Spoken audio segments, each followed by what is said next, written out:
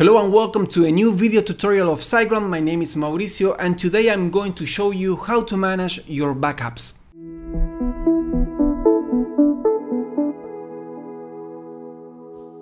It goes without saying that it's really important to have backups of all your files and databases that are part of your website and your emails as well.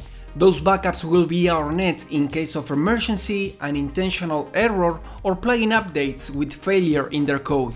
Fortunately, SiteGround has a tool that performs daily backups that you can use to restore your site or emails. You can also create backup manually to ensure that you are making controlled changes to your site. Both manual and automated backups are kept for 30 days after creation for shared plans and 7 days for cloud.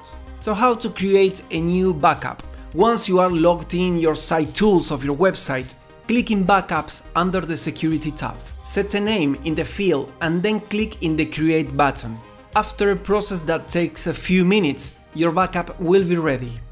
To restore information from a backup, you need to scroll down to the Manage Backups section and from there select the specific date.